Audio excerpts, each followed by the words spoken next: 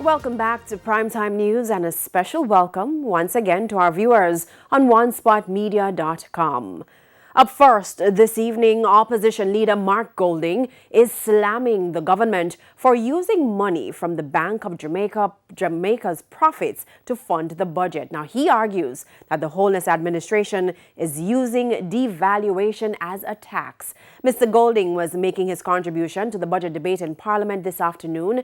Vashon Brown has been covering the debate and now joins us live. Vashon? Thank you so much, Janella. Well, Mark Golding was making his first budget presentation as leader of the opposition.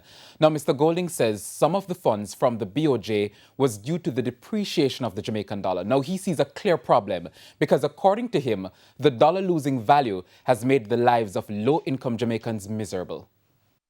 Finance Minister Dr. Nigel Clark recently said a one-off dividend of $33 billion from the Bank of Jamaica will go towards the $60 billion social and economic recovery and vaccine program for Jamaica. But in his budget presentation on Tuesday, opposition leader Mark Golding argued that $17.9 billion of the $33 billion dividend from the BOJ was achieved through devaluation. So he says as the Jamaican dollar depreciates in value, massive foreign currency gains for the BOJ.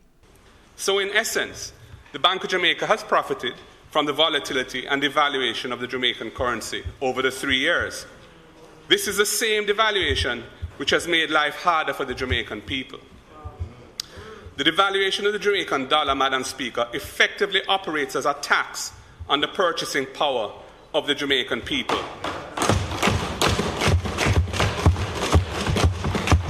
The majority of whom live off a fixed Jamaican dollar income.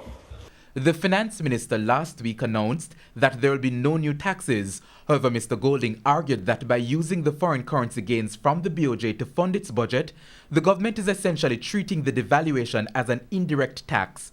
Like the opposition spokesman on finance, Mark Golding argues that the price of certain food items have gone up in recent times. The increases in food items, he argues, is because of the same devaluation that has resulted in profits for the BOJ.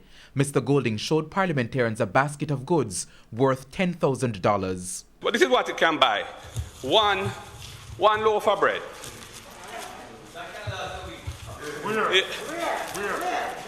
Six Pampers.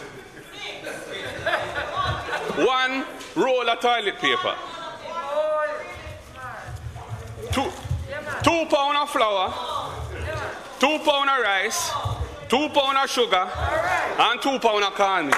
And the list goes on, with items like mackerel, sardines, cooking oil. Hand sanitizer, one tin of corned beef.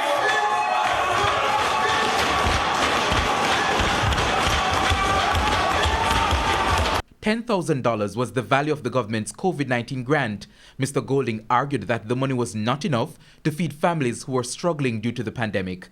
In the meantime, the opposition leader says the ganja industry can assist in Jamaica's economic recovery, providing foreign exchange as well as jobs. He says a government led by him would make some changes.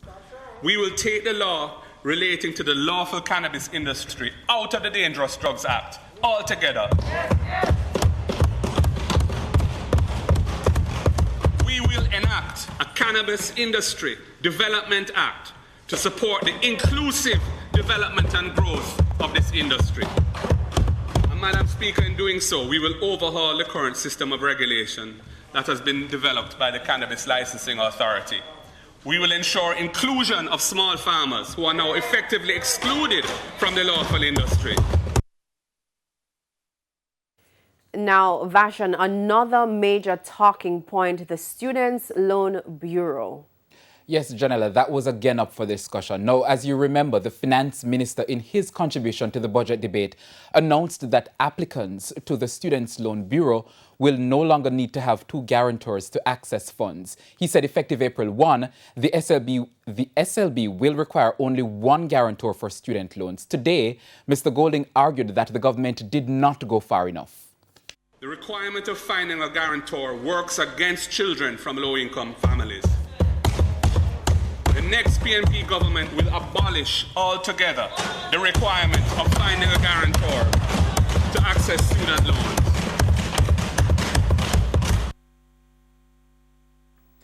No, we will hear from the Prime Minister come Thursday. Janella, it's back to you.